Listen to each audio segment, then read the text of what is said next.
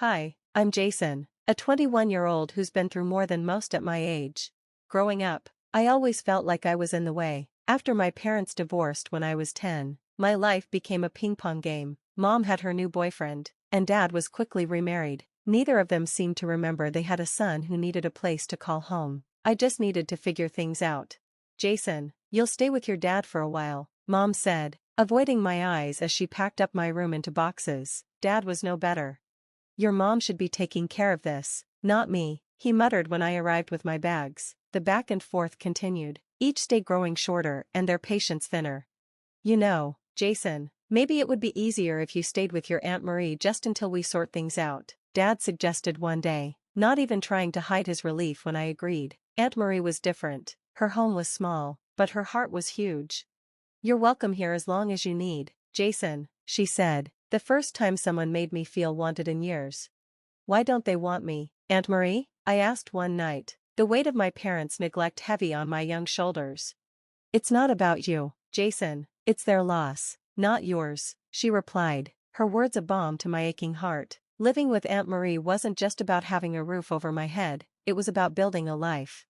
Every school morning started with her famous pancakes and ended with her at the kitchen table, helping me with homework. She was more than a guardian, she was my biggest fan and toughest critic all rolled into one. You're smarter than you think, Jason, apply yourself, and you'll go far, she'd say, pushing me to dig deeper in my studies. Under her guidance, I started excelling in school. It wasn't just about making good grades, it was about proving to myself that I could be someone who wasn't defined by my parents' abandonment. Every A on a test, every successful project, wasn't just a win for me, it was a win for us. As I grew older, interactions with my parents became increasingly rare and emotionally distant. Phone calls on birthdays or a card during the holidays were the extent of their efforts, each one feeling more like an obligation they couldn't wait to fulfill. Hey sport, how's school? Dad would ask with an almost scripted detachment. It's going well, thanks, I'd reply, keeping it brief. The calls usually ended as quickly as they started, leaving a hollow feeling that lingered a bit longer each time. But Aunt Marie's presence made up for it all. She was there for every important moment, my first soccer goal, my high school graduation, and every small victory in between. It's not where you come from, Jason, it's where you're going, remember that, she'd remind me whenever I felt the sting of parental neglect. By the time I was ready for college, I had grown into a strong, independent young man, largely due to her influence. Aunt Marie drove me to college orientations, helped me fill out applications, and celebrated with me when the acceptance letters came in. We did it, Aunt Marie, I told her the day I got my acceptance to State University, my first choice. We sure did, kiddo, she replied, her eyes misty with pride. Her unwavering support wasn't just about fulfilling a duty, it was about providing me with the foundation of love and encouragement every child deserves. As I moved into my college dorm, looking back at her waving from the car, I knew that no matter where life took me, the lessons she taught me and the love she gave would always be with me, guiding me forward. The news came during my sophomore year of college. My grandfather, whom I hadn't seen much since I was a kid due to my parents' split but whom I loved very much, had passed away. The news hit me like a thunderbolt, a shock I hadn't anticipated, but the real surprise wasn't just his passing, it was what he left behind for me. According to his will, I was to inherit $1 million. I remember sitting in the lawyer's office, feeling a mix of grief and disbelief. Your grandfather always spoke highly of you, Jason, he believed in your future, the lawyer told me as he handed over the documents. I was overwhelmed. My grandfather had watched from a distance, but still saw something in me worth believing in. It was a stark contrast to my parents, who seemed to have forgotten I existed unless it was convenient for them. The inheritance felt like a validation of my efforts and my worth, a reward for all the pain caused by my parents' neglect and abandonment. But it also brought an unexpected complication, the sudden reappearance of my parents. Almost overnight, they were back in my life, their affection overflowing in a way that felt jarring and insincere. Jason, we've missed you so much, Mom said over the phone, her voice dripping with an emotion that didn't quite reach her words. We were just thinking about how long it's been since we all got together, Dad added, as if years of neglect could be brushed aside. Their timing seemed too coincidental to be genuine. It was clear they were aware of the inheritance, and it pained me to realize their sudden interest was likely driven by the knowledge of that $1 million. The calls and messages increased, each filled with feigned concern and hollow sentiments. "We should catch up, Jason. It's been too long," Mom would say, but all I could hear was the unspoken, "We should talk about that money." I found myself in a tough position, torn between the desire to finally have my parents back and the nagging suspicion that their motivations were purely financial. The internal conflict was exhausting, and I leaned heavily on Aunt Marie's wisdom. "They're your parents, Jason, but be careful," she cautioned, her protective nature always at the forefront. "People don't change overnight." As the reality of their intentions became clearer, I braced myself for the inevitable confrontation. I knew I had to confront their sudden change of heart head-on, and I braced myself for what was quickly shaping up to be a significant conflict, one that would test not just my resolve, but the very nature of our familial bonds. The pressure built rapidly after my parents re-entered my life, with each conversation subtly steering towards finances. It wasn't long before the veil was lifted entirely. During a particularly blunt call, my father laid out their true intentions with unsettling clarity.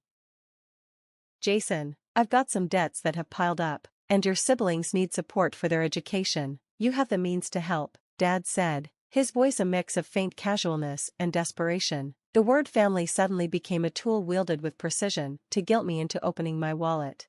My initial shock at the directness of his request quickly turned to frustration. "We haven't really been a family for years, Dad. Why am I only hearing from you now, and only when you need something?" I countered, my voice firm despite the turmoil inside. "It's not like that, Jason. We've always cared about you," Mom chimed in, her tone soothing but lacking sincerity. The conversation escalated into a confrontation as I challenged their sudden affection. "You can't just walk back into my life and expect me to solve your problems. Where were you when I needed you?" I demanded. "We made mistakes, Jason. We're trying to make things right," Dad replied, his voice strained, but their apologies felt empty and their reasons self-serving. The more we talked, the clearer their motives became, and my resolve only strengthened. I remembered all those years with Aunt Marie, the stability and love she provided without expecting anything in return. That was what family was supposed to be. "No, I can't help you," I finally stated, each word solidifying my decision. "I have my own life to build and responsibilities that don't include fixing your mistakes." The silence that followed was telling. The disappointment was palpable. But with the pain of the confrontation came a deep sense of relief. I had stood up for myself, establishing boundaries that were long overdue. As I sat back, the weight of the conversation pressing down on me, I recognized it as a pivotal moment, one that redefined the dynamics of our relationship. I was no longer the child left behind. I was an adult taking control of my life and my choices. The confrontation, though painful, was necessary. It marked a significant turning point in my journey, reinforcing my independence and my commitment to live a life defined not by the past, but by the values and people who truly mattered. With the decision to stand firm made, I knew I needed to ensure my future and my inheritance were protected. I met with a lawyer to explain the situation and my intentions to invest wisely and secure both my and Aunt Marie's futures. The lawyer advised me on setting up trusts and investment accounts that would safeguard the money and allow it to grow responsibly. "Let's make sure your financial future is as secure as possible, Jason. You've got a good head on your shoulders," the lawyer remarked, approving of my plans to prioritize education and long-term investments. With legal protections in place, I felt a profound sense of relief. For the first time in a long time, I was making decisions entirely on my own, free from manipulation or guilt.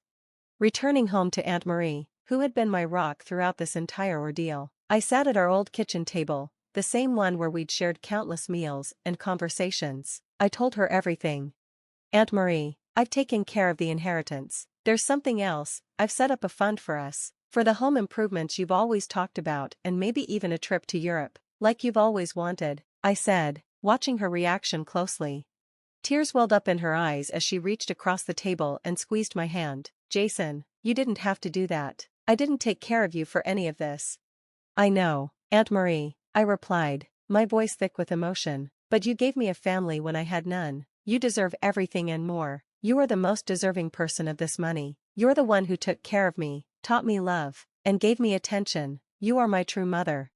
The realization of what family truly meant had never been clearer. Family wasn't just about blood relations. It was about who stood by you during your lowest moments, who supported you without conditions, and who loved you unconditionally. Aunt Marie was my family in every way that mattered. Reflecting on the entire journey, I understood that the love and support she provided were the true essence of family.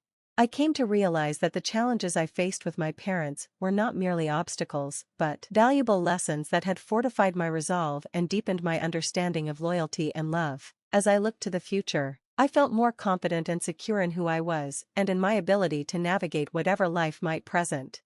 With Aunt Marie by my side and a clear path ahead, I was ready to embrace new possibilities. I understood that true wealth wasn't measured by my bank account but by the relationships that had endured and the resilience I had gained. The clarity about what truly matters and the strength to stand up for myself were the real inheritances from my grandfather and father. These lessons would guide me long after the money was spent, ensuring that I lived a life rich in love and integrity, a life that Aunt Marie and I would build together.